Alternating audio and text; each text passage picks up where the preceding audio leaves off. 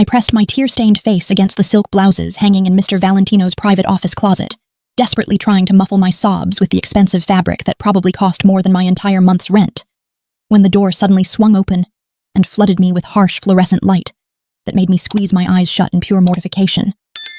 Standing there in the doorway, filling the entire frame with his 6'3" presence that always made the air feel thinner and more dangerous, was Dante Valentino himself, the most feared mafia boss in Chicago, the man whose coffee I prepared every morning at exactly 7:15, the man whose cold gray eyes could make grown men weep, holding a gun in one hand and his phone in the other, his expression shifting from lethal alertness to something I'd never seen cross his devastatingly handsome face before.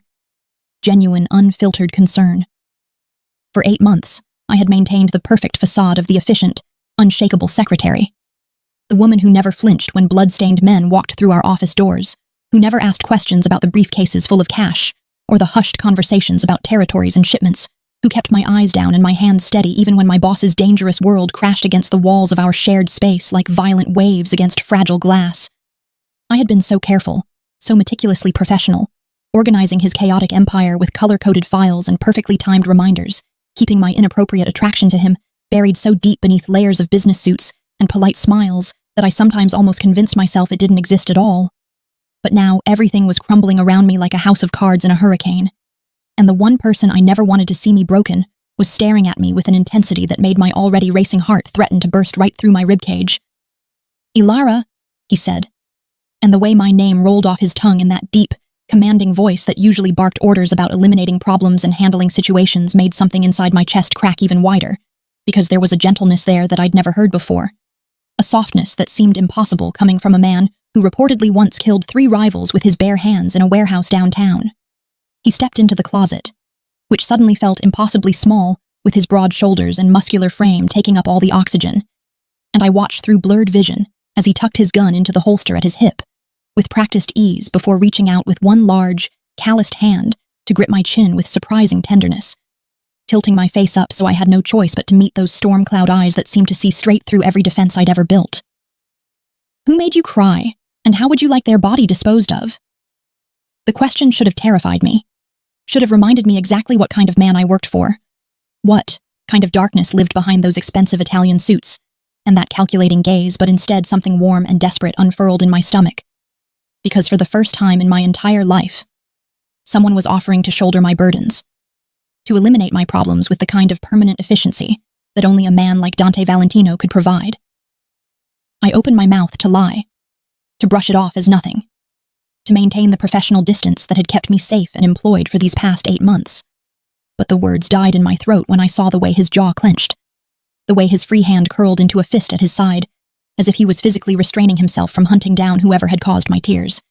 And I realized with startling clarity that lying to him right now would be impossible, because he would see through it the way he saw through everything else. "It's nothing you need to worry about, Mr. Valentino," I managed to whisper, even though my voice cracked halfway through and fresh tears spilled down my cheeks, hot and humiliating against my skin. "It's personal. It's my problem to handle, and I apologize for breaking down in your office during work hours. It was completely unprofessional, and it won't happen again." His eyes narrowed dangerously, and I watched his expression shift into something darker, something that reminded me exactly why rival gangs crossed the street when they saw him coming, why his name was whispered in Chicago's underworld with a mixture of respect and terror that bordered on religious. "Ilara Bennett," he said slowly, deliberately, as if he was explaining something to a child who didn't quite understand the rules of the world. "In the 8 months you've worked for me, you have never once been late, never once filed something incorrectly, never once flinched when violence walked through our doors, and never once shown me anything but perfect composure even when lesser people would have run screaming from this office." He crouched down then, lowering himself so we were eye to eye, and the movement was so unexpected, so unlike the commanding boss who never made himself vulnerable or small for anyone, that I stopped breathing altogether.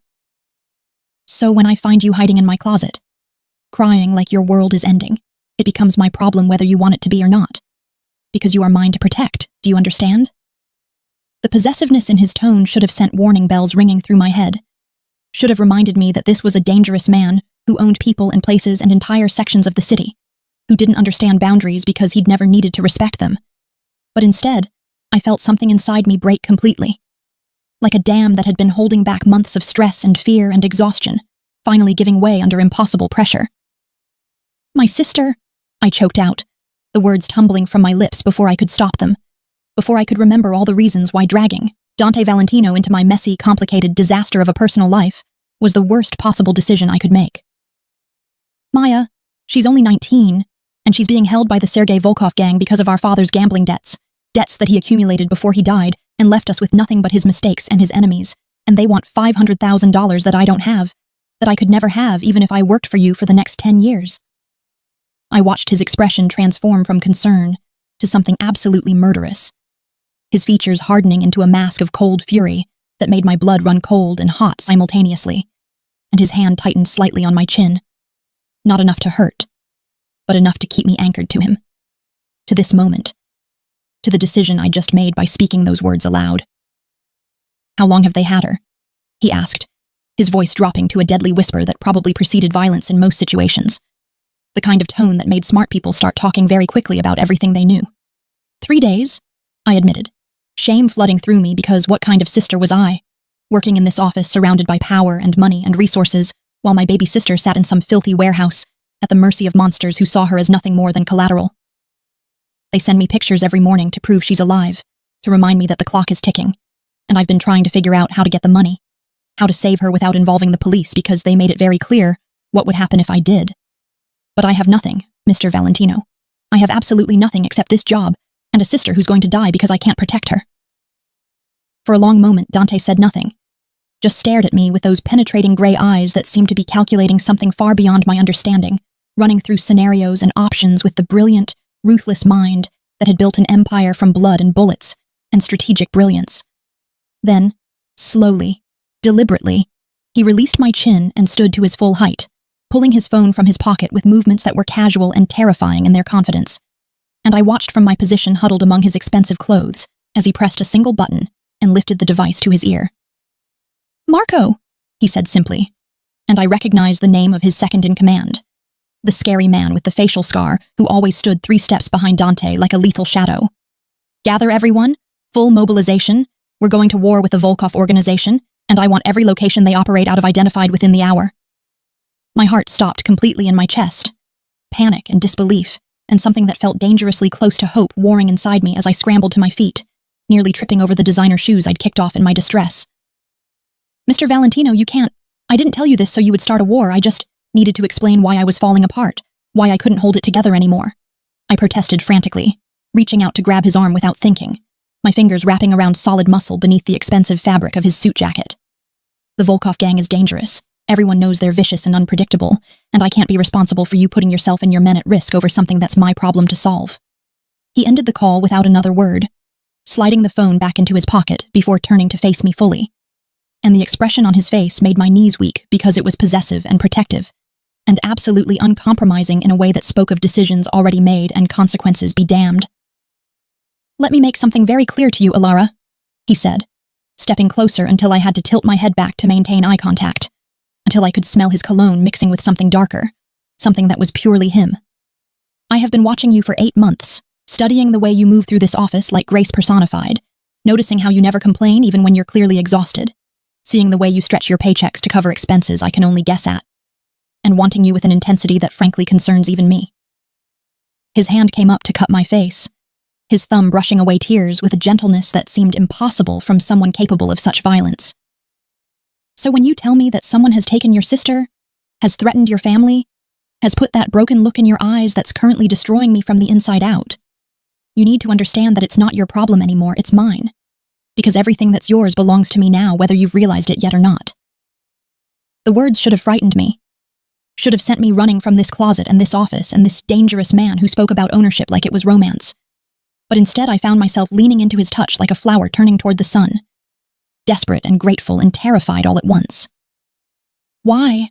I whispered, because I needed to understand, needed to know what motivated a man like Dante Valentino to risk everything for a secretary he barely knew beyond her organizational skills and coffee preferences. "Why would you do this for me?" His smile was dark and beautiful, and full of promises that probably should have terrified me, but instead made heat pool low in my stomach. "Because, Alara Bennett, from the moment you walked into my office for your interview wearing that nervous smile and that determination in your eyes, acting like you weren't at all intimidated by the fact that everyone told you I was a monster, I've been completely and utterly obsessed with you, he said, his voice dropping to an intimate rumble that seemed to vibrate through my entire body. And obsessed men do very dangerous, very permanent things to protect what they consider theirs. So tell me their name. Tell me exactly where they're holding your sister, and I promise you that by morning, the Volkov organization will regret the day they ever touched anything that belongs to me. I stared up at him, my mind reeling from the confession, from the intensity in his eyes, from the casual way he spoke about violence and possession and obsession like they were romantic declarations, and I realized that I was standing at a crossroads where one path led back to my careful, controlled, safe existence, and the other led into darkness and danger and the terrifying protection of a man who could either save me or destroy me completely. The Sergei Volkov gang has Maya in a warehouse on the south side, the one near the old factory district, I heard myself say, watching as something predatory and satisfied flickered across Dante's face. And they want $500,000 delivered in 3 days, or they're going to kill her and dump her body in the river as a message to anyone else who thinks they can skip out on debts. Dante's expression darkened so completely that for a moment, I saw exactly what his enemies must see right before they died. A cold fury that promised retribution beyond anything imaginable. And then he was pulling me against his chest, wrapping his arms around me with a possessiveness that felt like being claimed, like being marked as his in some fundamental way that couldn't be undone. Then we have 3 days to teach them exactly what happens when someone touches what belongs to Dante Valentino, he murmured against my hair, his voice carrying promises of violence and protection in equal measure. And Alara, I need you to understand something before we walk out of this closet and into what comes next. You're not my secretary anymore. You're under my protection, in my care, and very soon, in my bed. Because I've been waiting 8 months for an excuse to make you mine, and you just handed me the perfect reason to never let you go. I couldn't believe what I'd done, couldn't process the fact that I'd just involved the most dangerous man in Chicago in my family's disaster. And now, Dante Valentino was walking me through the underground parking garage, toward his private elevator, with his hand possessively pressed against my lower back, the heat of his palm burning through the thin fabric of my blouse like a brand, while 3 black SUVs filled with his armed men followed behind us with an efficiency that spoke of years of practiced coordination. My mind was still reeling from everything that had happened in that closet. From his confession that he'd been obsessed with me for 8 months, from the casual way he'd declared war on an entire criminal organization as if it was nothing more complicated than rescheduling a meeting. And I found myself walking in a daze, my body moving on autopilot while my thoughts spiraled in 1,000 different directions at once, trying to understand how my carefully controlled life had exploded so completely in the span of 20 minutes. "Where are we going?" I managed to ask, as the elevator doors slid open with a soft chime, revealing an interior that was all polished chrome and mirrors that reflected our images back at us, and I barely recognized the woman staring back at me with swollen eyes and disheveled hair, looking nothing like the composed secretary who'd arrived at work this morning with her usual professional armor firmly in place. Dante guided me inside with that same possessive touch, his large frame taking up space beside me in a way that made the spacious elevator feel intimate and confined, and I watched in the reflection as he pressed the button for the penthouse level, which I'd always known existed, but had never been invited to visit in all my months of working for him. "My penthouse," he said simply, as if it was the most obvious answer in the world, as if there was nowhere else we could possibly go in this moment.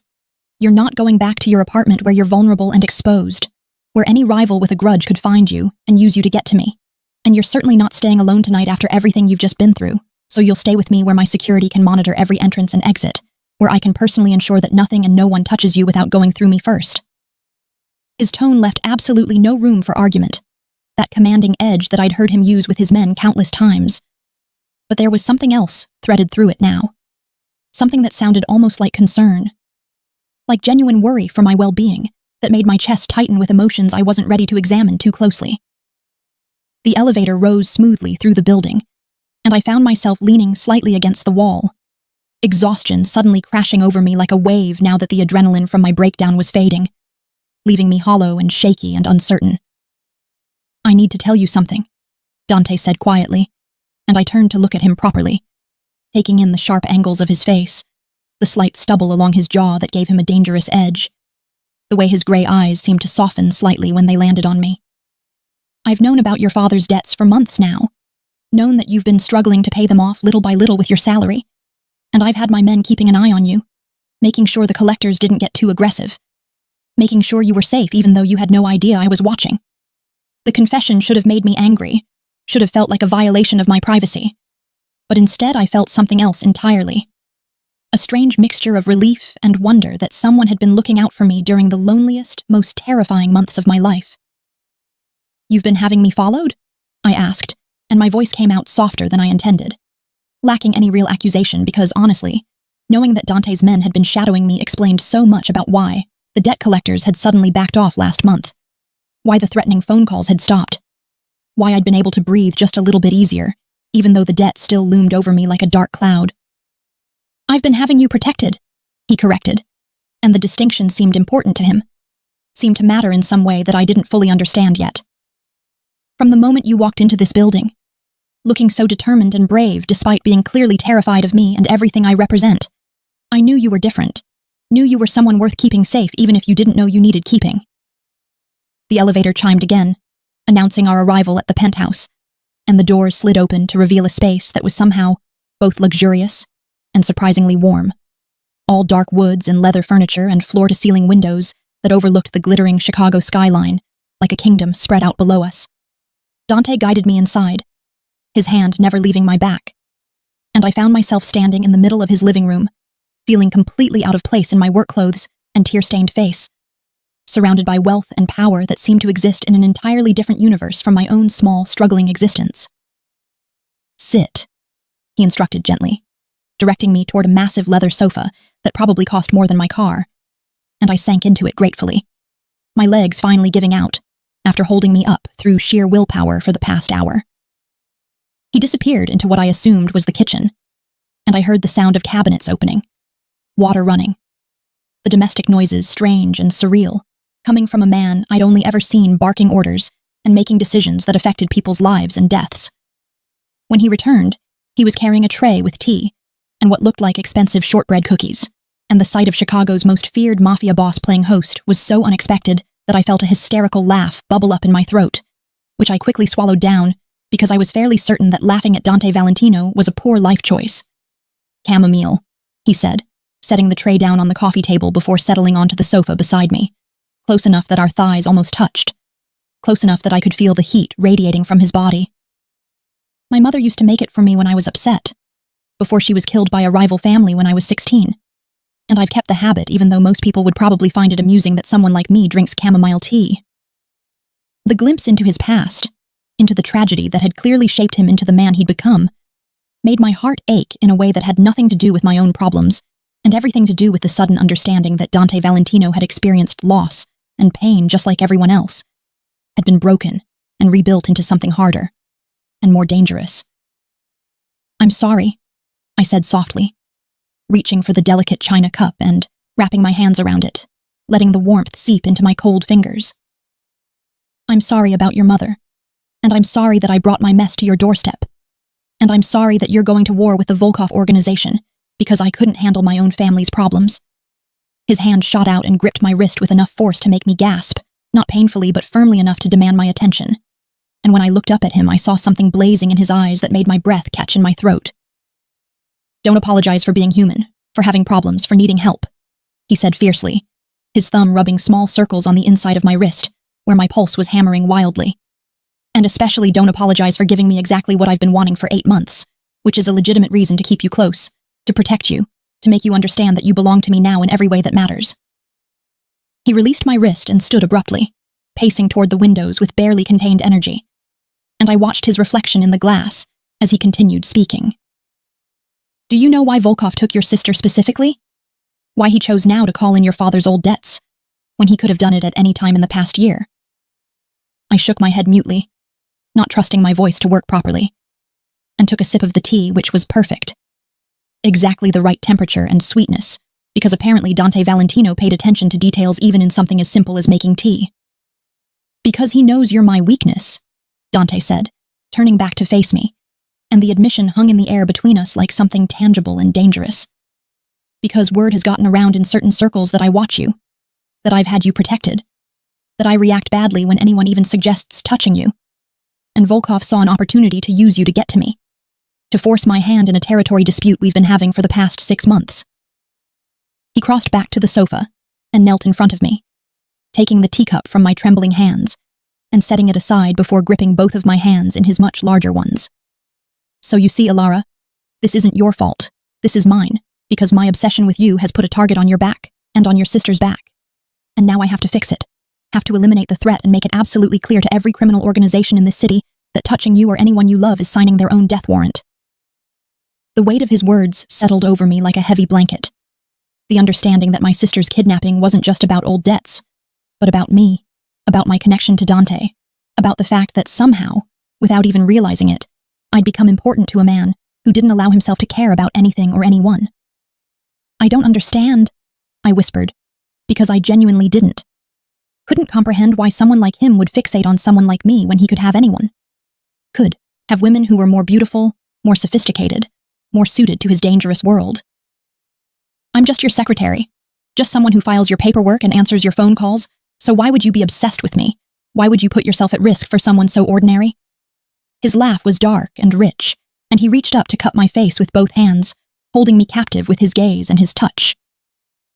Elara Bennett, you are many things, but ordinary is not one of them, he said, his voice dropping to that intimate rumble that seemed to bypass my brain and go straight to some primal part of me that responded to him on a level I didn't fully understand. You walked into my world 8 months ago and brought light with you, brought kindness and warmth and a goodness that has no place in the darkness I inhabit. And instead of running like any sane person would, you stayed. You smiled at me like I was just a man instead of a monster, and you made me remember what it felt like to want something beyond power and control and revenge. His thumb stroked my cheekbones with devastating gentleness. So yes, I've been obsessed. I've been watching you and wanting you and waiting for my chance to make you mine. And now that chance has come even though the circumstances are terrible. And I'm not going to waste it by pretending I'm a good man who can let you go once this is over. My heart was racing so fast I thought it might actually explode, and I found myself leaning into his touch like I was starving for it. For him. For this connection that felt both terrifying and inevitable. What happens after you get Maya back? I asked, because I needed to know, needed to understand what he expected from me, what this protection would cost me in the end. What happens when the threat is eliminated and I'm safe again?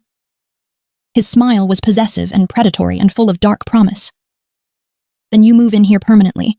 You let me take care of you the way I've been dying to for months, and you accept that you're mine now, Elara, in every possible way, he said. And before I could respond, before I could process the enormity of what he was suggesting, his phone buzzed with an incoming message that made his expression darken immediately. He released me and pulled out the device, his jaw clenching as he read whatever was on the screen. And I watched the transformation as the gentle, confessing man disappeared and the ruthless mafia boss emerged in his place. Marco has located 3 of Volkov's main warehouses and confirmed that your sister is being held at the south side location you mentioned, he said, his voice now cold and businesslike. He's also intercepted intelligence that suggests Volkov is planning to move her tomorrow morning to a secondary location that will be much harder to breach. Fear shot through me like ice water in my veins, and I stood abruptly, moving toward Dante without thinking. So what do we do? I asked, because somehow in the past hour, I'd gone from handling this alone to being part of a we that included Chicago's most dangerous criminal, and the shift felt both unnatural and surprisingly right. Dante's eyes met mine, and what I saw there made my blood run cold and hot simultaneously, a mixture of deadly intent and fierce protection that promised violence on my behalf. We're going to get your sister back tonight instead of waiting, he said, already typing out rapid instructions on his phone. I'm mobilizing every man I have, calling in favors from allies who owe me, and we're going to hit that warehouse with enough force that Volkov will regret ever hearing your name. He paused, looking up at me with an expression that was both a warning and a promise. But Elara, I need you to understand something before we do this. Before we cross this line together. Once I go to war for you, once I spill blood in your name and make you mine in the eyes of every criminal organization in this city, there's no going back to your normal life, no pretending that you're just my secretary, no walking away from me when this is over, because I don't let go of what's mine, ever. I stared at him, understanding exactly what he was offering and what it would cost me, the freedom and the safety and the ordinary existence I'd been clinging to. And I thought about Maya alone and terrified in that warehouse, about the life I'd been living in fear and exhaustion and loneliness, about the way Dante looked at me like I was something precious and worth protecting and utterly his. Then I guess there's no going back, I said quietly, and watched something triumphant and possessive flash across his face. Get my sister back, Dante, and I'm yours, whatever that means, whatever that costs me. He crossed to me in 2 long strides and kissed me then, hard and claiming and full of dark promise, his hands tangling in my hair as he took my mouth like he was sealing a bargain, like he was branding me as his in some fundamental way. And when he pulled back, we were both breathing hard, both understanding that everything had just changed irrevocably. "Get some rest," he ordered, his voice rough with barely controlled desire. "Because tonight we're going to war, and tomorrow you're going to wake up as mine in every way that matters. And Alara, I need you to be ready for what that means, for the darkness and the danger and the fact that I'm never going to let you go." He started toward the door, already calling his men, already planning the assault. And then he paused and looked back at me with an expression that was pure predator. "Oh, and one more thing you should know before tonight. Volkov just sent a message saying that if I want your sister back alive, I need to bring you to him personally for an exchange, which means he's planning to take you both, to use you against me. And that, my beautiful Alara, was the last mistake he'll ever make." When Dante said I was under his protection, I didn't realize that meant attending his meeting with Volkov personally, didn't understand that I would find myself 2 hours later wearing a designer dress that probably cost more than my yearly salary. The black silk clinging to curves I usually kept hidden beneath conservative work clothes, sitting on Dante's lap in a private room at an exclusive restaurant that served as neutral ground for Chicago's most vicious criminals, while his hand gripped my thigh in a possessive hold that left absolutely no doubt about who I belonged to. The room was filled with dangerous men, each one radiating the kind of violence that normal people crossed streets to avoid, and I could feel their eyes on me, assessing, calculating, trying to understand why Dante Valentino had brought his secretary to what was essentially a war council, why he was touching me with such blatant ownership, why he looked at me like I was something infinitely more valuable than the territories and money they were about to discuss. Sergei Volkov sat across from us at the mahogany table, his cold blue eyes studying me with an intensity that made my skin crawl, and I forced myself to meet his gaze without flinching, because I understood instinctively that showing fear here would be like bleeding in shark-infested waters. He was younger than I'd expected, maybe early 40s, with sharp Slavic features and an expensive suit that couldn't quite hide the brutality underneath. And when he smiled at me, it was the kind of expression that promised pain and violation, the kind that made me unconsciously press closer to Dante's solid warmth. "So this is the famous Alara Bennett," Volkov said in accented English, his voice smooth and cultured in a way that made the threat underneath even more disturbing. "The secretary who has managed to capture the attention of Chicago's most elusive bachelor, the woman worth starting a war over. And I must say, Dante, I understand the appeal even if I question the wisdom of bringing something so delicate and breakable to a negotiation like this." I felt Dante's hand tighten on my thigh, his fingers digging in just slightly, and I knew without looking that his expression had gone deadly, that Volkov's casual threat had triggered something violent and protective in the man whose lap I was currently occupying. "Careful, Sergei," Dante said, his voice dropping to that dangerous whisper that I'd learned meant someone was about to have a very bad day. "You're already on thin ice by taking her sister, by thinking you could use Alara to manipulate me, and making threats against her person while she's sitting in front of you is only going to accelerate the timeline of your organization's complete and total destruction." His other hand came up to rest possessively on my hip, and I could feel the tension radiating through his body, could sense how close he was to simply killing everyone in this room and dealing with the consequences later. Volkov leaned back in his chair, his smile never wavering, and I realized with growing horror that he was enjoying this, was taking pleasure in pushing Dante's buttons, in seeing exactly how far he could go before the most dangerous man in Chicago snapped completely. "Let's discuss terms then, since we're all here for business," he said, gesturing lazily to one of his men, who stepped forward with a tablet, swiping through screens before turning it to face us. "Your sister is alive, and relatively unharmed, Miss Bennett, as you can see from these current video feeds, though I'm afraid her accommodations are not quite as luxurious as the penthouse you apparently spent last night in." The screen showed Maya, my beautiful baby sister with her dark hair matted and her face bruised, sitting in what looked like a concrete cell with her knees drawn up to her chest. And the sight of her like that made rage and guilt and helplessness surge through me so powerfully that I had to bite my lip to keep from crying out. Dante must have felt my reaction because his hand moved from my thigh to wrap around my waist, pulling me even more firmly against him, and I felt his lips brush against my ear as he whispered words meant only for me. "Breathe, sweetheart. Just breathe and trust me, because I promise you that your sister will be safe, and Volkov will pay for every bruise on her face. But right now, I need you to stay calm and let me handle this." The endearment, the gentle reassurance in his voice even as he faced down a rival crime lord, made something warm bloom in my chest despite the circumstances, and I nodded slightly to show I understood, leaning into his strength because right now it was the only thing keeping me from falling apart completely. What do you want, Volkov? Dante asked, his voice cold and businesslike now, the tone he used when negotiating deals that would determine who lived and who died in Chicago's criminal underworld. Name your price for releasing the girl unharmed, and be very careful about what you ask for, because my patience for this situation is wearing extremely thin, and when my patience runs out, people tend to die in very permanent and very public ways. Volkov's smile widened, and I saw the calculation in his eyes. The careful assessment of how far he could push, how much he could demand from a man who was clearly desperate to protect what he considered his. I want the 3 districts on the south side that your organization currently controls, the ones with the profitable shipping routes and the warehouses that would give me access to the entire southern corridor, he said, ticking off his demands on his fingers like he was reading a grocery list rather than asking for territory worth millions of dollars. I want your assurance that you won't retaliate against my organization for this unfortunate incident involving Miss Bennett's sister, and I want a guarantee that we can conduct our business in those districts without interference from your men for the next 5 years. He paused, and I watched his gaze slide over me in a way that made my stomach turn. And I want one evening with your lovely secretary here, just dinner and conversation, of course, as insurance that you'll honor our agreement and won't simply kill me the moment I release the sister.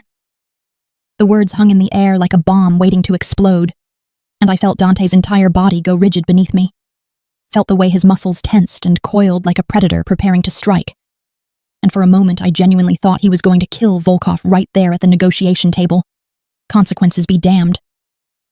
Absolutely not, he said, and his voice was so cold, so utterly devoid of anything resembling compromise, that even Volkov's men shifted uncomfortably. You can have 1 district, not 3, and you can have my word that I won't kill you immediately after we conclude this business. But Alara doesn't leave my sight, doesn't leave my protection, and certainly doesn't spend 1 second alone with you or anyone else from your organization. So if that's your final offer, then this negotiation is over and we settle this the old-fashioned way. I knew what the old-fashioned way meant, knew it involved violence and bloodshed, and probably my sister dying in the crossfire, and I felt panic rising in my throat because I couldn't let that happen, couldn't let Maya pay the price for my connection to Dante Valentino. I'll do it, I heard myself say, my voice surprisingly steady, despite the terror coursing through my veins, and I felt Dante stiffen even further beneath me, felt his grip on my waist tighten to the point of pain. I'll have dinner with Mr. Volkov if it means my sister goes free, if it means no one else has to die over my family's debts. And I'm sure 1 evening of conversation is a small price to pay for Maya's life. The moment the words left my mouth, Dante stood abruptly, taking me with him, his arm wrapped around my waist like a steel band as he lifted me effortlessly and set me on my feet before spinning me to face him. And the expression on his face was absolutely murderous, a fury so intense that I actually took a step back before I could stop myself. We need to talk now, privately, he said through clenched teeth. And then without waiting for a response, he was pulling me toward a door at the back of the room, away from the table and the watching criminals, into what turned out to be a small private office that probably belonged to the restaurant owner, who was undoubtedly being paid handsomely to host these kinds of meetings. The moment the door closed behind us, Dante released me and spun away, his hands going to his hair as he paced like a caged animal, and I could see him struggling for control, fighting against instincts that probably involved extreme violence. What the hell were you thinking? He finally exploded, whirling back to face me with eyes that blazed with anger and something else, something that looked almost like fear. Did you seriously just volunteer to spend an evening alone with a man who would absolutely use that opportunity to hurt you, to violate you, to do things that would destroy you just to get back at me for years of territorial disputes? He crossed to me in 2 long strides, gripping my shoulders with enough force that I knew I'd have bruises tomorrow. I told you that you're mine, Alara, that I protect what's mine, and that means I'd rather lose every district I own, rather lose everything I've built, than let another man so much as breathe near you, let alone spend an evening doing God knows what while I'm forced to wait and imagine all the ways he could be hurting you. His passionate declaration, the raw emotion in his voice, made tears spring to my eyes because no one had ever cared about me like this, had ever put my safety above their own interests, and I reached up to grip his wrists, feeling his pulse racing beneath my fingers. Then what do we do, Dante? I asked desperately, because I was out of options, out of ideas, and all I could think about was Maya sitting in that cell, bruised and terrified and waiting for a rescue that might never come. How do we save her without giving him what he wants?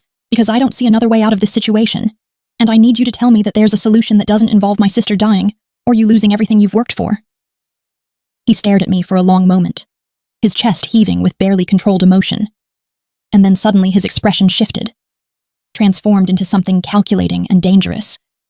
And I watched as the fury gave way to the brilliant strategic mind that had built a criminal empire from nothing.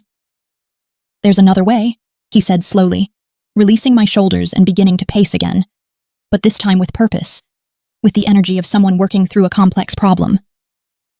An old tradition that most organizations still honor because it's considered sacred, a way to settle disputes that goes back generations in our world. And if I invoke it, then Volkov will have no choice but to accept or lose all credibility with every other crime family in the city. Hope surged through me, desperate and fragile, and I moved closer to him, needing to understand. "What tradition?" I asked, watching as he pulled out his phone and started typing rapidly, presumably messaging his second-in-command with instructions I couldn't begin to guess at. "Trial by combat," he said, and my blood ran cold at the words, at the implications of what he was suggesting. "I challenge Volkov to a traditional fight, one-on-one, no weapons beyond what we can use with our bare hands, and the winner takes all. If I win, he releases your sister immediately and backs off permanently from any claims on you or your family, and if he wins, he gets the districts he wants and you." He looked up from his phone, his gray eyes meeting mine with an intensity that stole my breath. "But here's the thing, Ilara. Here's what I need you to understand. I don't lose.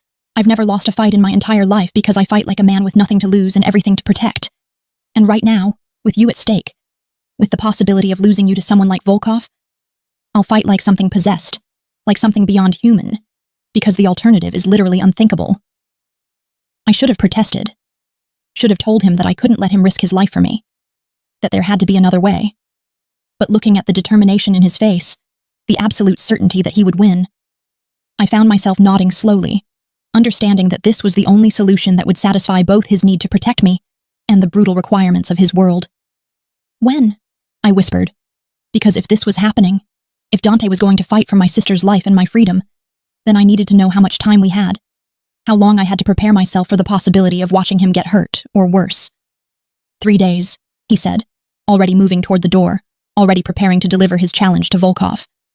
That's the traditional waiting period, time for both fighters to prepare and for neutral parties to arrange the location and ensure fair terms.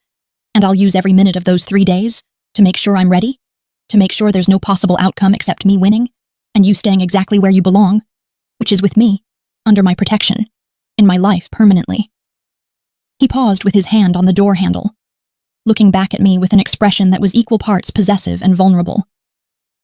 "But I need to know right now, before we go back in there and I issue this challenge, that you understand what you're agreeing to, that if I win this fight then you're mine completely. No more pretending you're just my secretary. No more keeping distance between us. No more denying that you belong with me in every way that matters." My heart was pounding so hard, I could barely think, barely process the enormity of what he was asking, what he was offering, what he was demanding. But when I looked at him, really looked at the man who was willing to fight and possibly die to keep me safe, I knew there was only one answer I could give. "I understand," I said softly, crossing to him and placing my hand over his on the door handle, feeling the way his fingers twitched at the contact. "Win this fight, Dante. Bring my sister home safe, and I'm yours, whatever that means, whatever darkness comes with it, whatever price I have to pay for being loved by someone like you." His smile was fierce and triumphant, and he pulled me against him for one brief, searing kiss that felt like a promise and a claim all at once, before releasing me and opening the door, striding back into the negotiation room with me following close behind, my heart in my throat, as I prepared to watch him issue a challenge that would determine all of our fates. Volkov looked up with that same cold smile as we returned to the table, clearly expecting us to have reached some kind of compromise, to have agreed to his terms like reasonable people who understood how negotiations worked in their world. But Dante didn't sit back down, didn't resume his casual posture, instead standing at the head of the table with a commanding presence that made every man in the room straighten slightly in their chairs. "I reject your terms, Volkov," Dante said clearly, his voice carrying the weight of absolute authority. "And instead I invoke the right of trial by combat to settle this dispute. One-on-one, traditional rules, and the winner takes all. If I win, you release Maya Bennett immediately and unharmed, you withdraw all claims on Ilara and her family permanently, and you acknowledge that she is under my protection, and therefore untouchable by you or anyone in your organization." He paused, letting the challenge hang in the air, and I watched Volkov's expression shift from surprise to calculation to something that looked almost like anticipation. And if you win, which you won't, you get the 3 districts you asked for, you get assurance of non-retaliation, and you get whatever sick satisfaction you were hoping to derive from having power over something I care about. But you don't get Alara herself because I'd die before I let that happen. And I think we both know that's not a metaphor.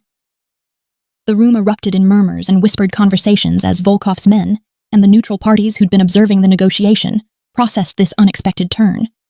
And I found myself holding my breath, waiting for Volkov's response, praying that he would accept because the alternative was unthinkable. Volkov stood slowly, his movements deliberate and measured, and walked around the table until he was standing directly in front of Dante, the 2 men sizing each other up like prize fighters before a match, and I could feel the tension crackling between them like electricity. You know I can't refuse a properly issued challenge without losing face with every organization in this city, Volkov said finally, and there was something dark and pleased in his expression that made my stomach drop. And I accept your terms, Valentino, but I want you to know something before we shake on this and make it official. I've been training in combat sports since I was 6 years old.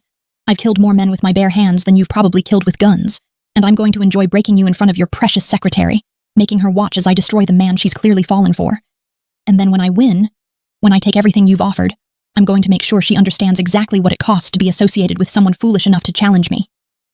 He extended his hand, and I watched in horror as Dante gripped it, sealing the agreement that would determine our futures.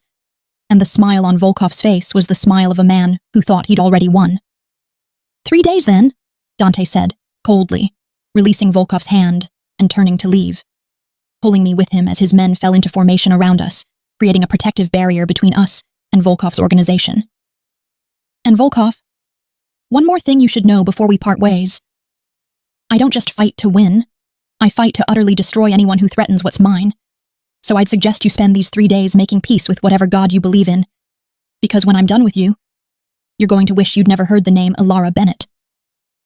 We left the restaurant in tense silence, surrounded by Dante's men, and it wasn't until we were back in his car, speeding through Chicago's streets toward his penthouse, that I finally let myself process what had just happened, what Dante had just committed himself to for my sake.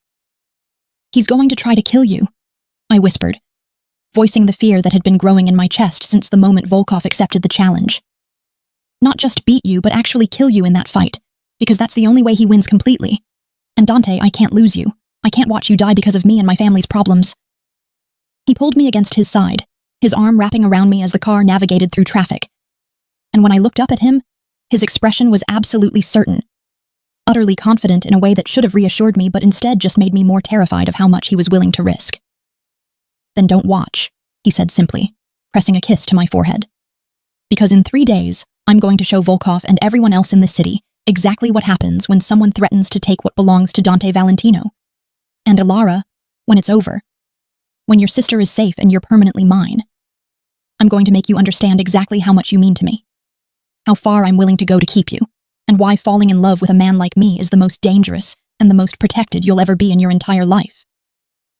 Dante trained for the fight like a man possessed, his body moving through brutal combat sequences in his private gym with a savage grace that was both terrifying and mesmerizing to watch.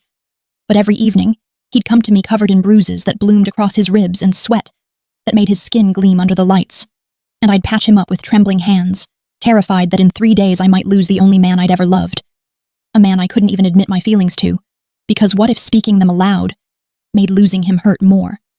Made the possibility of his death feel more real and devastating than it already did. I found myself living in a constant state of suspended anxiety, watching the hours tick down like a countdown to either salvation or complete destruction.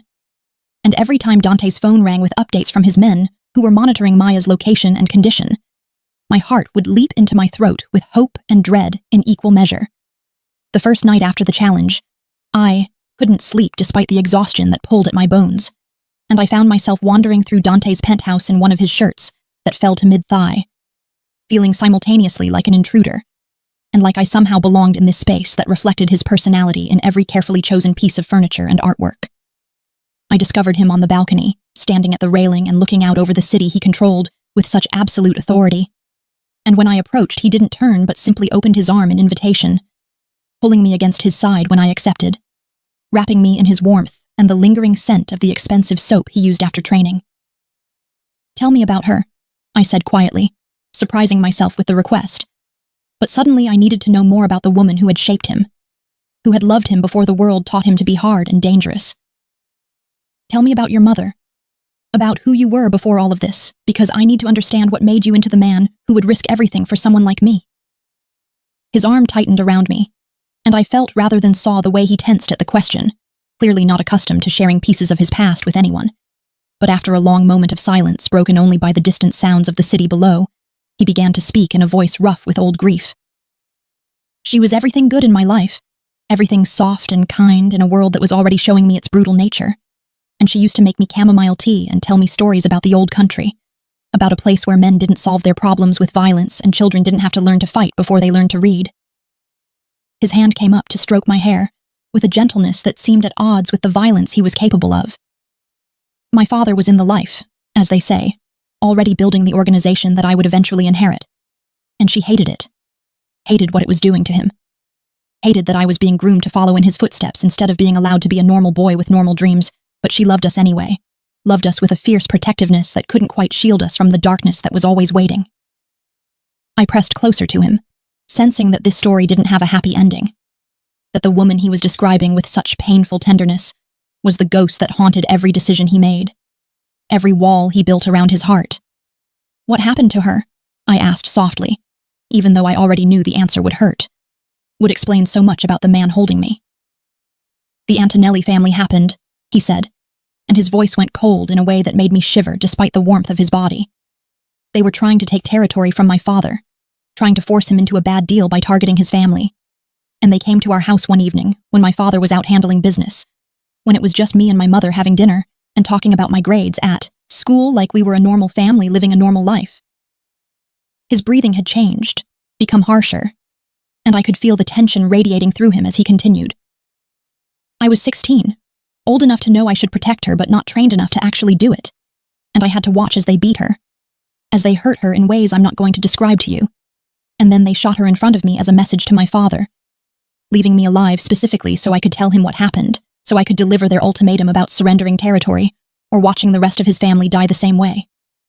Tears were streaming down my face now, and I turned in his arms to press my face against his chest, feeling his heart beating strong and steady beneath my cheek. Grateful that he was alive, that he had survived that trauma, and become someone capable of protecting others, even if the cost was becoming something dark and dangerous himself. "I'm so sorry," I whispered against his skin, knowing the words were inadequate but needing to say them anyway. "I'm sorry you had to experience that, had to carry that memory, and I understand now why you do what you do, why you protect what's yours with such absolute certainty, because you know what it feels like to lose someone important and be powerless to stop it." His arms wrapped around me completely, holding me so tightly I could barely breathe, and I felt his lips press against the top of my head. "I killed them all," he said quietly, and there was no remorse in his voice, only a cold satisfaction that spoke of justice delivered in the brutal currency of his world. It took me 2 years, 2 years of training and planning, and becoming exactly the kind of monster my mother never wanted me to be.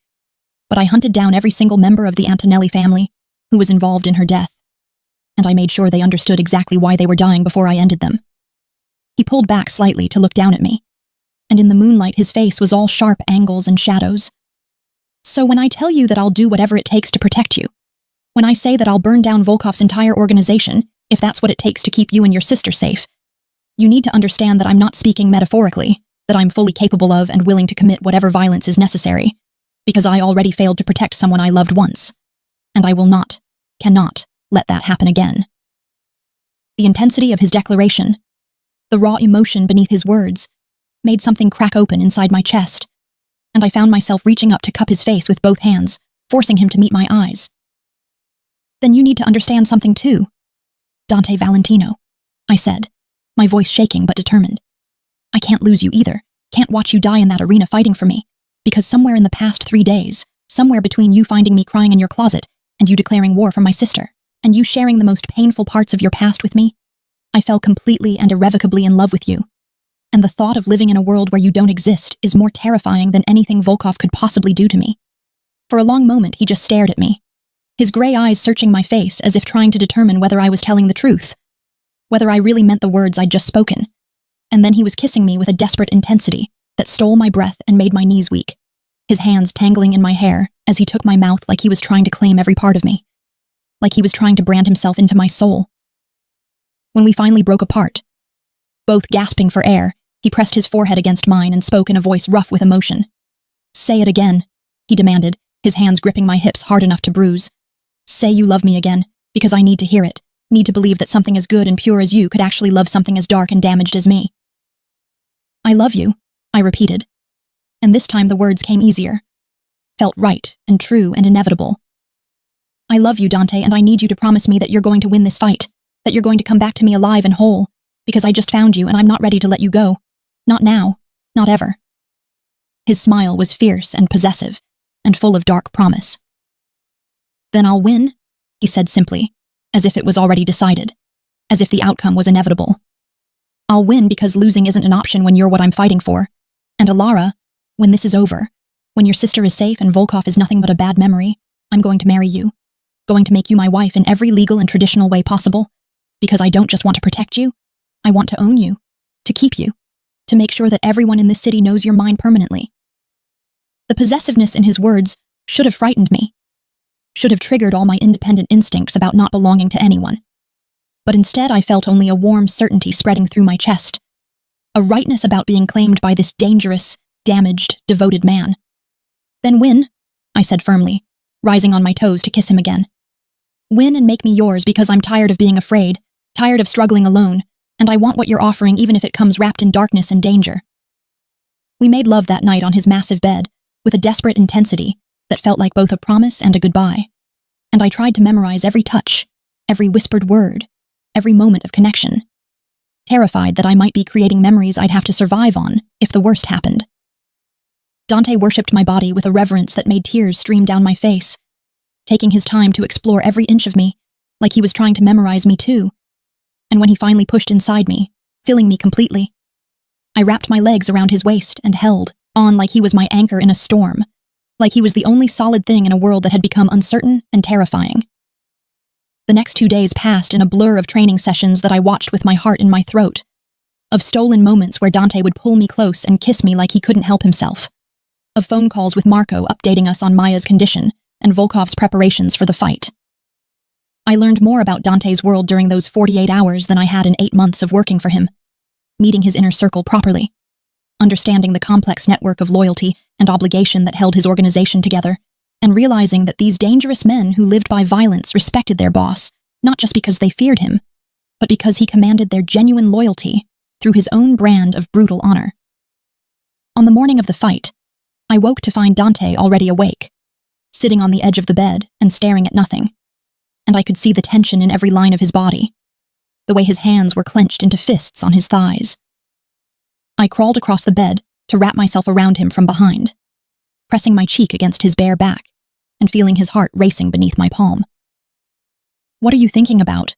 I asked quietly, afraid of the answer but needing to know what was going through his mind on the day that would determine everything.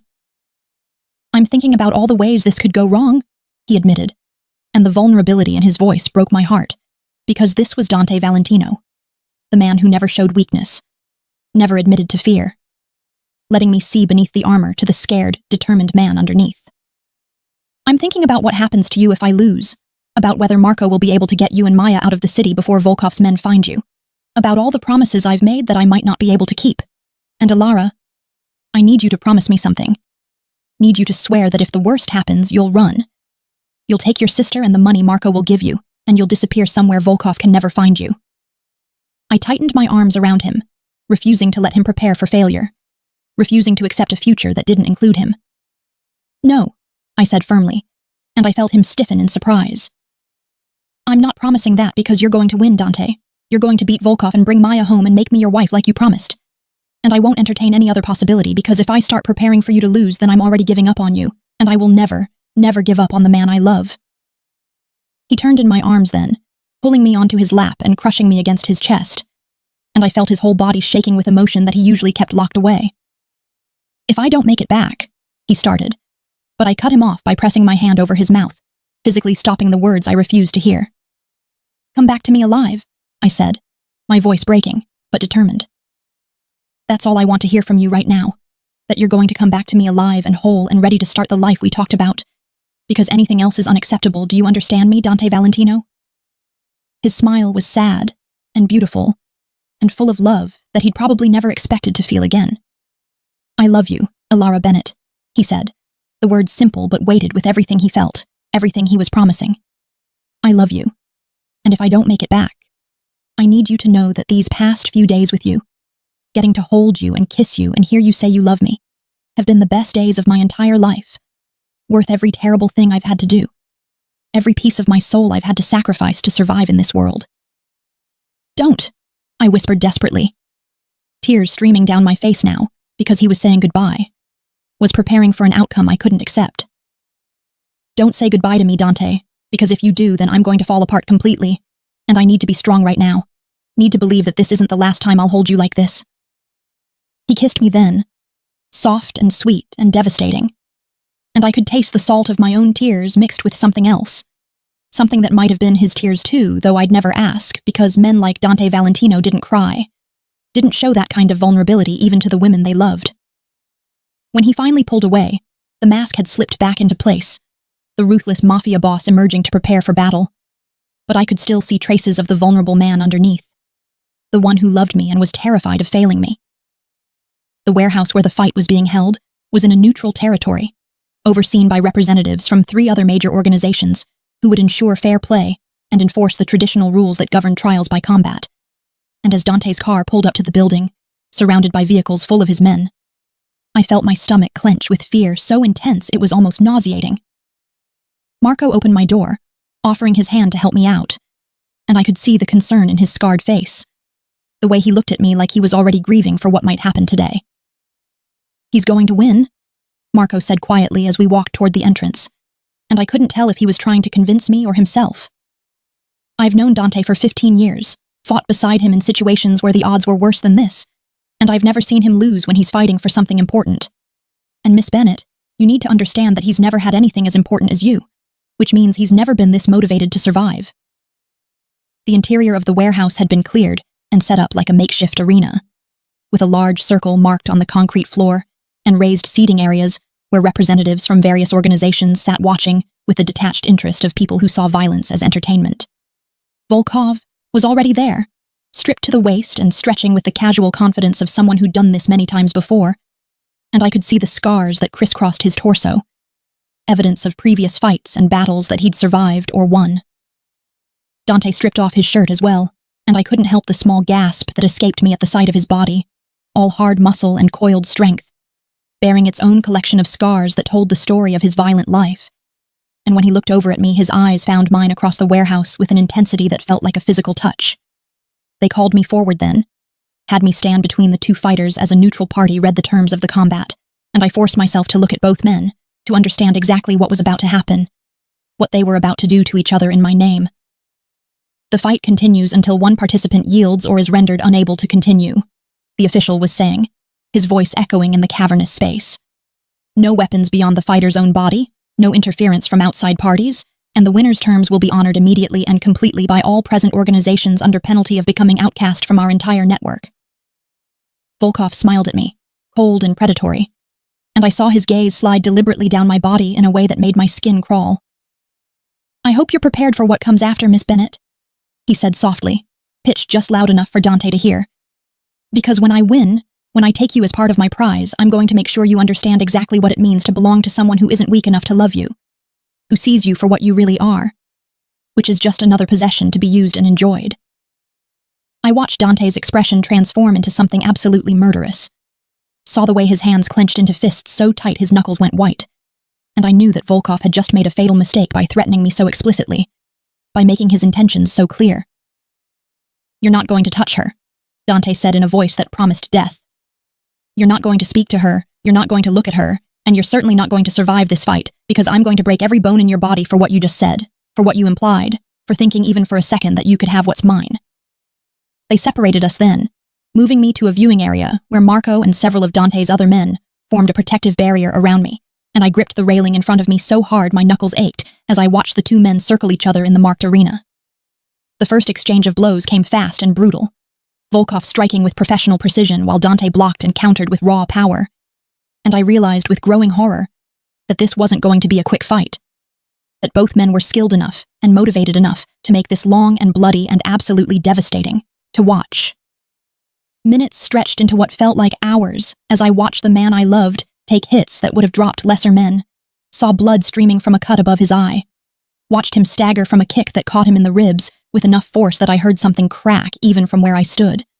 But Dante kept fighting, kept moving forward with a determination that bordered on supernatural, and every time Volkov thought he had the advantage, Dante would rally with a combination of strikes that drove the other man back, that proved he wasn't finished, wasn't beaten, wasn't ready to give up on the future he'd promised me.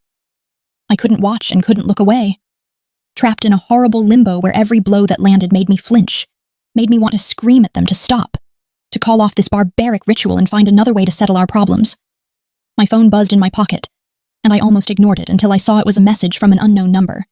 And when I opened it, my blood ran cold because it was a video of Maya, more bruised than before, with a man's hand gripping her hair as a voice off camera spoke in accented English. "Your champion is losing, Miss Bennett," the voice said, and I realized with dawning horror that this was one of Volkov's men who was supposed to be guarding Maya, who was supposed to be waiting for the fight's outcome before doing anything. "And my boss has given me new instructions. If it looks like he's going to lose, if your precious Dante manages to win after all, I'm to kill your sister anyway and dispose of the body where it will never be found, because Sergei Volkov doesn't believe in honoring agreements with men who publicly humiliate him, which means no matter what happens in that arena, your sister dies unless you do exactly what I tell you to do in the next 60 seconds. The warehouse where the fight was held reeked of blood, sweat, and gunpowder. And as I watched Dante and Volkov circle each other like predators through a haze of tears and terror, I clutched the small pistol Marco had pressed into my hand when I'd shown him the threatening video, knowing that in the next few minutes, either the man I loved would die, or I would break every rule I'd ever lived by to save both him and my sister, or we would all perish together in this brutal arena that had become the stage for our desperate battle against a world that seemed determined to destroy everything I held dear. The gun felt impossibly heavy in my trembling grip, cold metal that represented a line I'd never thought I would cross.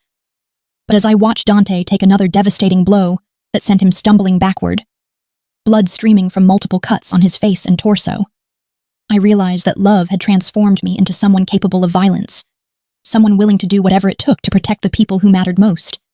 And the revelation was both terrifying and strangely empowering. Marco's phone buzzed with a message, and I watched, his expression darken as he read whatever intelligence his men had just sent him. And when he leaned close to whisper in my ear, his words confirmed my worst fears and my desperate plan simultaneously. Volkov's men at the warehouse where Maya is being held just received orders to eliminate her regardless of the fight's outcome, he said urgently, his hand gripping my shoulder with enough force to ground me in this moment. They're planning to kill her and dispose of the evidence within the next 10 minutes, which means we need to move now, need to send a team to extract her immediately. But Miss Bennett, you need to understand that if we pull men from here to rescue your sister, we leave Dante more vulnerable to Volkov's organization, potentially breaking the rules and interfering in the fight. The choice stretched before me like a chasm, impossible and cruel, forcing me to decide between the man I loved and the sister I'd raised, between Dante's life and Maya's, between honoring the brutal traditions of this world and doing whatever it took to save my family. I looked down at the arena where Dante had just landed a series of brutal strikes that sent Volkov reeling backward, blood streaming from his nose and mouth, and I saw the determination in every line of Dante's body, the absolute refusal to give up or give in that had carried him through countless battles and impossible situations, and I made my decision with a clarity that came from finally understanding exactly who I'd become since walking into this world. "Send your men to save Maya now," I said firmly, watching Marco's eyes widen in surprise at my tone, at the authority I'd somehow found in the midst of chaos. "Send everyone you can spare to that warehouse and get my sister out alive, because Dante is going to win this fight with or without extra security, and Marco, I need you to trust me when I say that I'm not going to let anything happen to him, that I'll do whatever it takes to make sure he survives this, even if it means becoming exactly the kind of person who pulls a trigger without hesitation." Marco stared at me for a long moment, clearly trying to assess whether I was serious, whether I was actually capable of using the weapon he'd given me, and whatever he saw in my face must have convinced him because he nodded sharply and started barking orders into his phone, dispatching men to rescue Maya, while the remaining security tightened their formation around our viewing area. Down in the arena, the fight had reached a critical point, both men bloodied and exhausted but still trading blows with a viciousness that spoke of deep hatred and absolute determination, and I found myself leaning forward, my entire being focused on Dante's movements, on the way he was favoring his left side, where Volkov's kicks had clearly damaged his ribs, on the slight limp that suggested his knee was compromised, on all the small signs that he was hurt badly but refusing to show it. Volkov must have sensed weakness because he suddenly pressed his advantage, launching a brutal combination of strikes that drove Dante backward toward the edge of the marked circle. And I watched in horror as my love stumbled, his guard dropping for just a moment, giving Volkov the opening he needed to grab Dante in a chokehold that threatened to end the fight right there. The crowd of criminal representatives leaned forward with interest, sensing the conclusion approaching, and I could see some of them already exchanging glances that suggested they were calculating how Volkov's victory would shift the power dynamics in Chicago's underworld, how Dante Valentino's fall would create opportunities for ambitious men to seize territory and influence. But I knew something they didn't, had seen something in Dante's eyes just before Volkov grabbed him, a flash of cold calculation that suggested this was exactly what he wanted, that he deliberately created this opening to lure his opponent into overconfidence. Sure enough, as Volkov tightened his grip, clearly planning to choke Dante unconscious, Dante's hands came up not to pry at the arms around his neck, but to grip Volkov's head. And with a savage twist that made me gasp, he used leverage and momentum to flip the larger man over his shoulder, slamming him into the concrete with enough force that the impact echoed through the warehouse like a gunshot. And suddenly their positions were reversed, with Dante on top and raining down blows with a fury that spoke of every threat Volkov had made, every crude comment about me, every moment of terror I'd experienced because of this man's greed and cruelty. The fight should have ended there, should have concluded with Dante's obvious dominance and Volkov's inability to defend himself effectively. But I caught movement in my peripheral vision, saw one of Volkov's men reaching inside his jacket in a way that suggested he was about to break the sacred rules of single combat by interfering with a weapon. Everything seemed to slow down as I realized what was about to happen, understood that they were going to shoot Dante while he was focused on finishing Volkov, that all the traditional protections and neutral observers wouldn't matter, because by the time anyone reacted, Dante would already be dead, and I would lose everything that mattered in a moment of treachery that this brutal world should have prevented, but somehow hadn't. The pistol Marco had given me came up without conscious thought, muscle memory from a self-defense class I'd taken years ago combining with desperate love and absolute refusal to lose Dante after everything we'd been through, and I fired 3 times in rapid succession, the recoil shocking against my palms, but my aim steady enough that at least one bullet found its target, striking Volkov's man in the shoulder and sending his own weapon clattering to the concrete as he screamed and fell backward. Chaos erupted immediately as other organizations' representatives drew their own weapons, as Dante's remaining men moved to secure the area, as everyone tried to understand what had just happened and whether the rules had been broken in a way that invalidated the entire combat. And through it all, I stood frozen with the smoking gun in my hands, unable to believe I'd actually shot someone, unable to process the violence I'd just committed, even though I knew with absolute certainty that I'd do it again if it meant keeping Dante alive. Dante's head had snapped up at the sound of gunfire, his eyes finding mine across the warehouse with an expression that cycled through shock and pride and possessive satisfaction in the space of a heartbeat. And I watched as he deliberately, almost casually, delivered one final devastating blow to Volkov's face that left the man unconscious and bleeding on the concrete floor. The neutral observers were arguing loudly about whether my intervention had violated the terms of combat, whether Dante's victory was legitimate given that outside forces had prevented what would have been outside interference anyway, creating a circular logic problem that threatened to invalidate everything we'd fought for. But before they could reach any conclusion, Marco's phone rang, and I watched his expression transform from tense concern to visible relief. "We have Maya," he announced loudly enough for everyone to hear, his voice cutting through the arguments and debates. "Dante's men successfully extracted Miss Bennett's sister from Volkov's warehouse, and she's currently en route to a secure medical facility where she'll be treated for her injuries and reunited with her family. Which means, regardless of any technicalities about the fight itself, Dante Valentino has achieved his primary objective of protecting what belongs to him.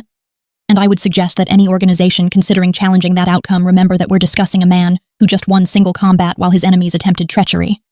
A man whose woman shot an armed attacker to protect him.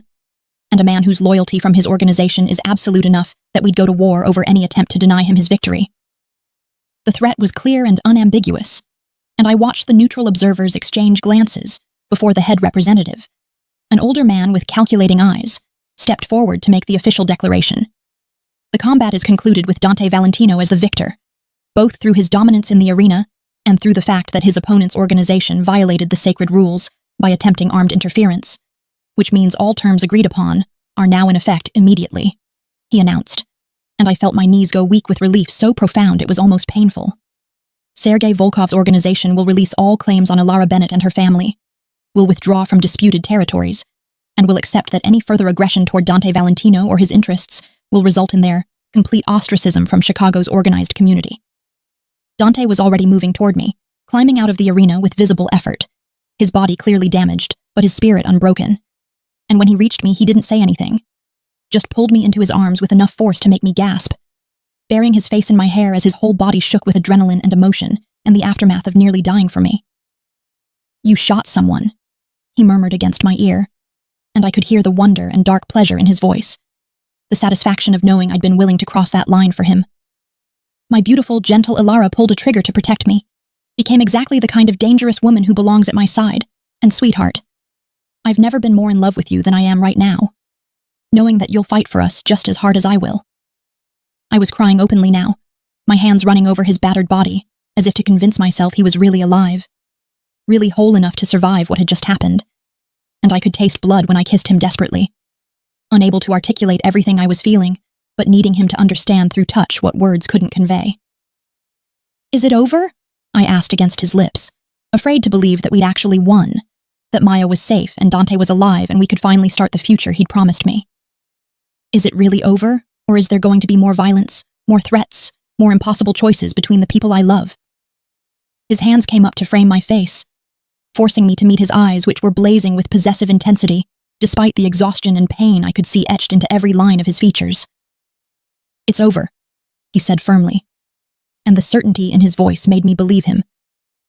Volkov's organization is finished in this city after what happened today, after they broke sacred rules and lost their leader's credibility by attempting treachery, and everyone else will remember what happened to the people who tried to use you against me, which means you and Maya are safe now, protected not just by me but by the reputation we've built together, by the fear and respect that comes from knowing I'll burn the world down for you, and you'll shoot anyone who threatens what's ours.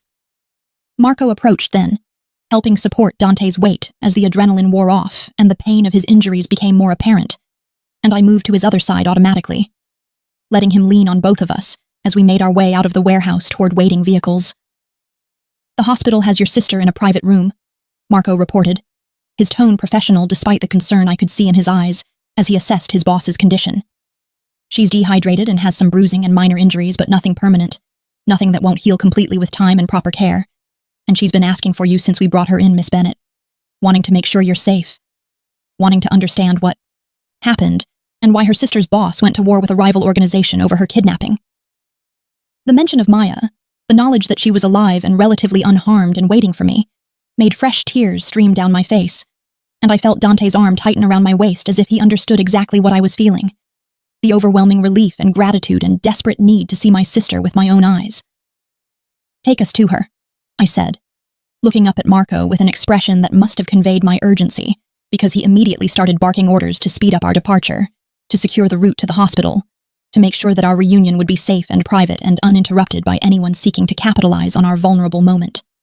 The drive to the hospital passed in a blur of Dante's men, checking his injuries, arguing about whether he needed immediate medical attention, despite his insistence that seeing Maya first was more important, and me sitting pressed against his side with his hand gripping mine like he couldn't bear to let me go even for a moment.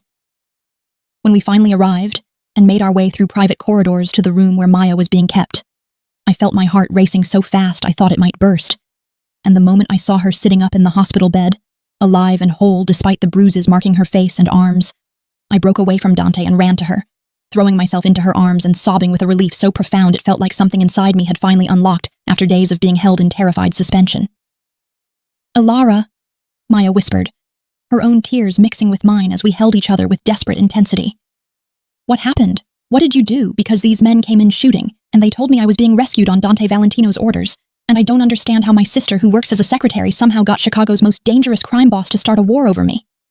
She pulled back to look at me properly, her eyes widening as she took in my appearance, the expensive dress now stained with Dante's blood, the gun I'd forgotten I was still holding tucked into Marco's shoulder holster, the way I kept glancing back at Dante, who stood in the doorway watching us with possessive satisfaction. "Oh my God," she breathed, understanding dawning in her expression. "You're in love with him. You're actually in love with your mafia boss, and he went to war for you, didn't he? Because you're not just his secretary anymore, you're his woman. And Ilara, do you have any idea how insane and romantic and completely terrifying that is?" I laughed through my tears, the sound slightly hysterical but genuine, and I reached back to grab Dante's hand, pulling him forward into the room so Maya could see him properly, could understand the man who'd saved her life and claimed her sister's heart in equal measure. Maya, this is Dante Valentino. And yes, I'm completely in love with him.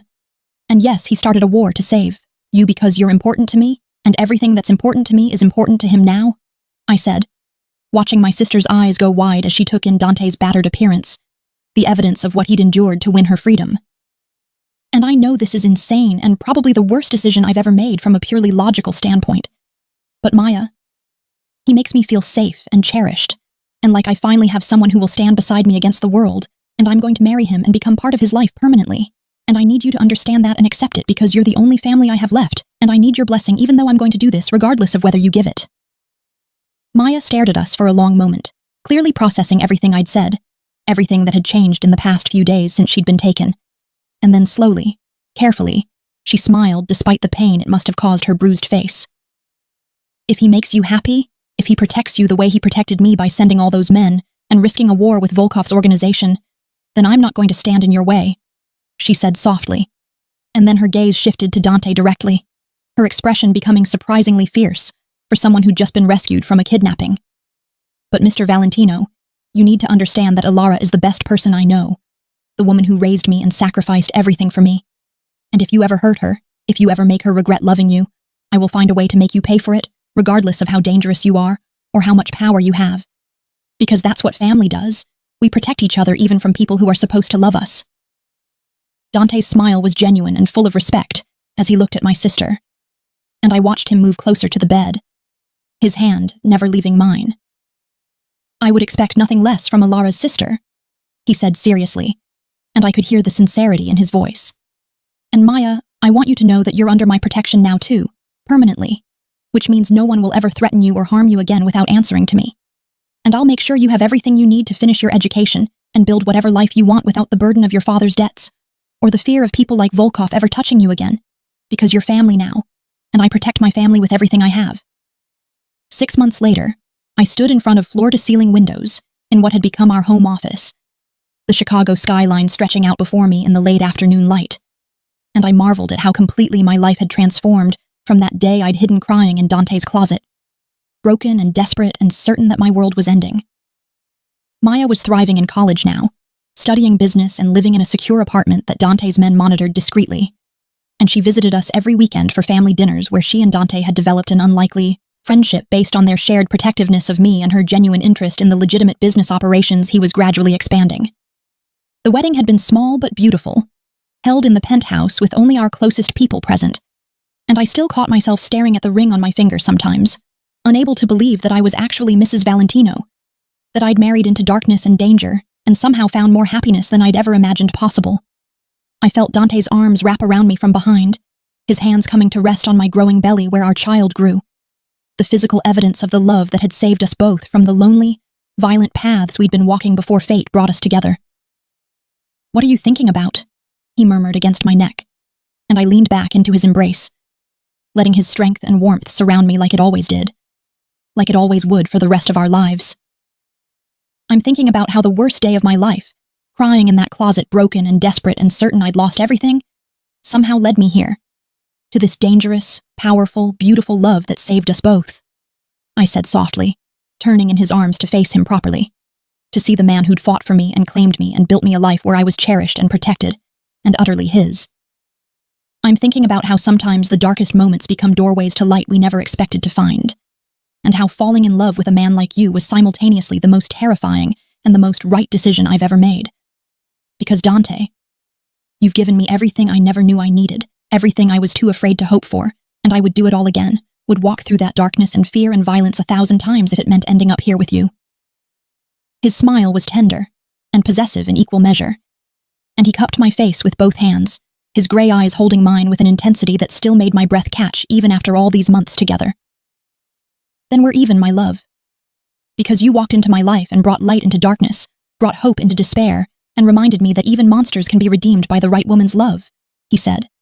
And then he kissed me with the same fierce devotion he'd shown from the beginning, the same promise that he would always protect what was his, that he would always fight for our future, that he would love me with the same intensity whether we were facing down enemies or simply standing in our home, watching the sun set over the city that had witnessed our violent beginning and would bear witness to whatever came next.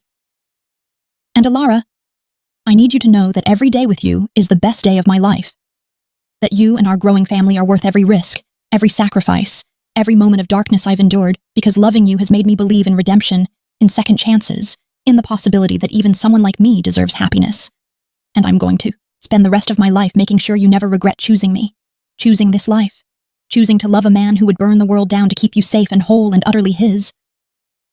As I stood there in his arms, our child moving beneath my hand, Maya's laughter drifting up from the kitchen where she was attempting to cook dinner under Marco's amused supervision, the city we'd claimed together spreading out before us in all its dangerous beauty, I understood with perfect clarity that this was exactly where I was meant to be, that sometimes love requires us to embrace darkness to find our truest light, and that the most powerful romances are the ones that transform us into better, braver, more complete versions of ourselves through the alchemy of being loved and loving in return, no matter how dangerous or unconventional the path that brought us together might have been.